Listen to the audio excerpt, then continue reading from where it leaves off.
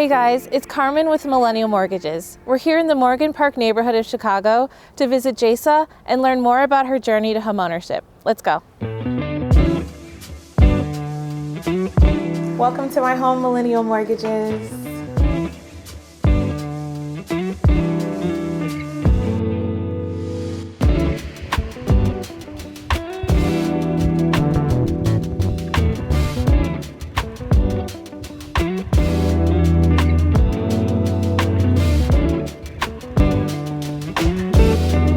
Jasa, what made you want to buy your home?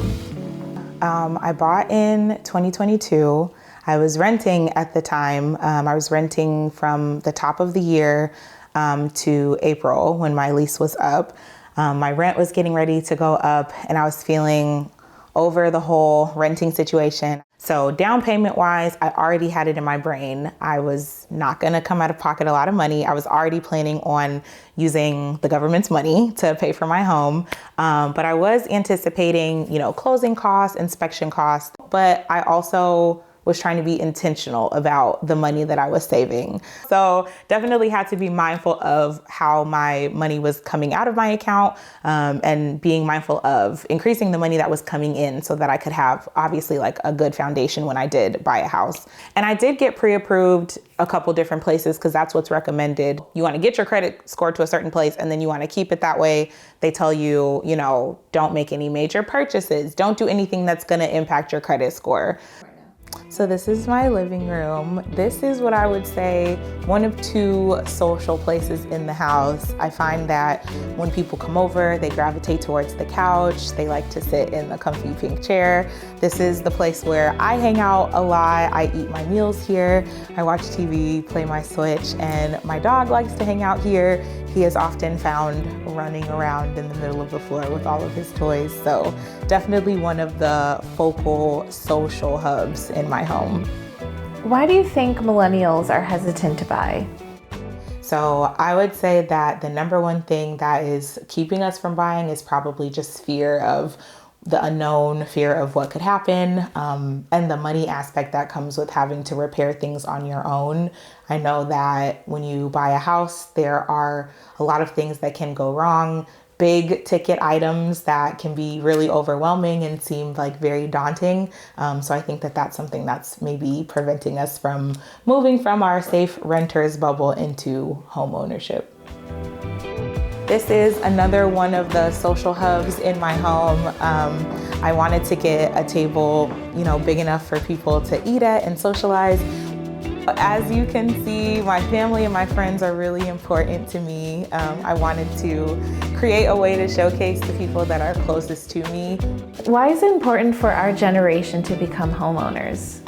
So I think that we are always taught that having a home, having land, all of those things is important because it builds generational wealth. It's a way for us to get on our feet and have a huge asset that you can use to your advantage, right? I think that for me, it was important to have something to call my own. It was important to stop giving money to somebody else. And if I'm gonna have something and I'm gonna pay a mortgage, I want at the end of this 30-year term to say like, this is mine and I can give it to my kids or my grandkids or whatever have you.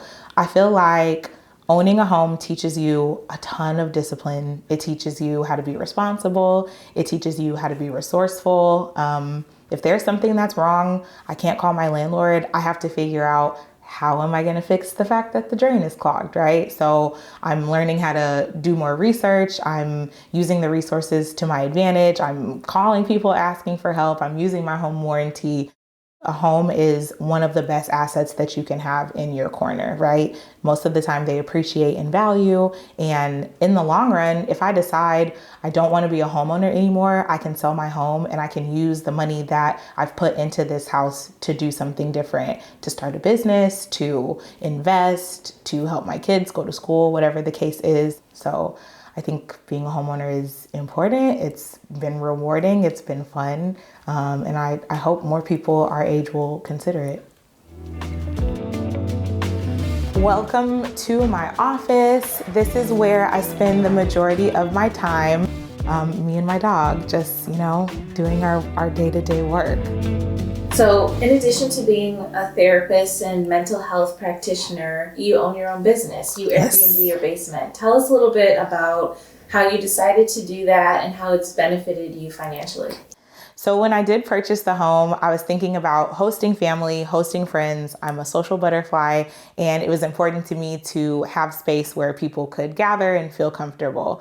I knew that the basement was going to be an opportunity for people to gather, but I also thought, why not use it to make money? And so I ended up creating a guest room in the basement and kind of a cozy like living room space. And there's already a bathroom down there.